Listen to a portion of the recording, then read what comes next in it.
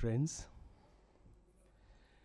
respected Shri Vikram Lal, Madam Sushma Behl, Madam Navina Jafa, Dr. Suresh Goel, and friends. I, Ashim K. Chaudhary, Vice President Legends of India, welcome you all to this very interesting episode of Shanta Serbjeet Singh Art Appreciation Lecture Series. Shri Vikram Lal. Vikram Lal is an architect, author, and scholar of aesthetics, history, and culture. As a practicing architect, he has designed diverse projects ranging from urban planning to schools, housing, airports, and commercial and office buildings. Several landmark buildings designed by him have got critical acclaim and have been published internationally, such as the Akshardham Temple in Delhi and the Buddha Smriti Park in Patna. Dr. Navina Jafa, director of the consultancy group, is a well-known academic, curator, writer, interpreter, and presenter off and on about Indian heritage. Dr. Jafa writes on various aspects of sustainable development, cultural heritage for the Hindu, Indian Express, among many others, and is also linked to the Terry University with a program on arts and sustainability. Madam Sushma Behl is an independent arts advisor, writer and curator, formerly head Arts and Culture, British Council, India.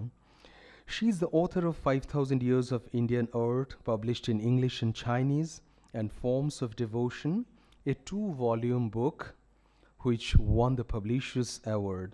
She also writes for various Indian and international art publications and journals, and renders lectures on Indian culture, arts, crafts, and heritage. Her next 2 books on Indian arts and crafts are due for publication in 2018 and 2019, respectively. Now I'd like to request Dr. Goel to kindly take it forward and carry on. Thank you. Today's subject was chosen with some deliberation and a bit of trepidation, in the sense that mythology is taken in a very, very kind of accepting manner by people. Nobody thinks about what mythological relationship to our values have been. We all know about Mahabharata, we all know about Ramayana, we all know about uh, the legends behind Christ, how it happened. We keep on reading the folklore, but we don't really know what it all leads to. In a sense, what I feel, of course, the panelists will be speaking in greater detail about this using their own medium in which they work. Uh, Nobody realizes that actually the mythology relates to the kind of values which become part of our character as we grow. Uh, Ramayana, for example, becomes the the symbol, or becomes the metaphor for victory of good over evil. Mahabharata becomes the metaphor for right and wrong and the statecraft and the state formation. It's a different thing that as times change, the mythology also changes, and sometimes things mix up, things get really confused, and mythologies lead to conflict rather than building of the societies as they should.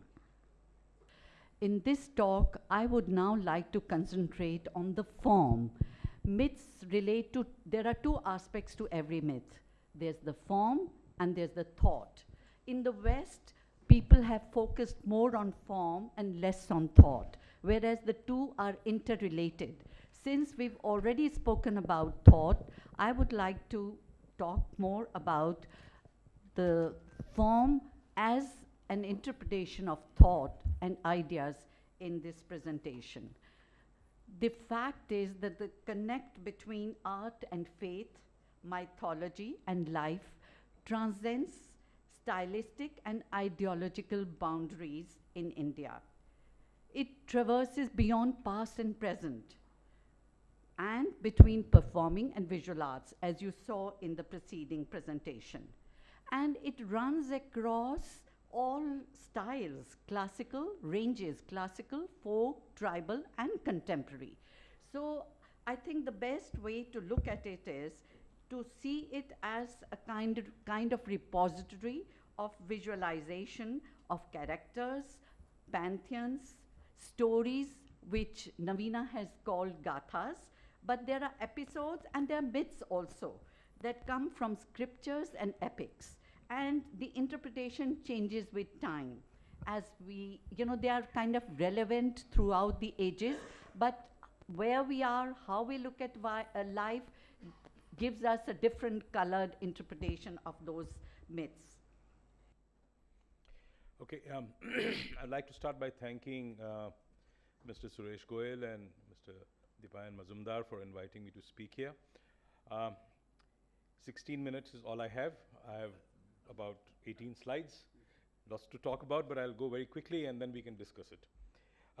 I have taken the liberty of sort of expanding the meaning of mythology as we look at architecture, and I'll focus more on architecture because I'm an architect, and others have really spoken on art and performing arts and all that.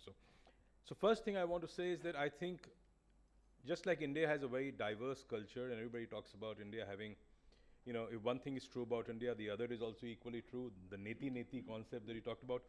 So I think there are many mythologies as well. So we should not get stuck with, it's up to you to decide what is a mythology, in my opinion also.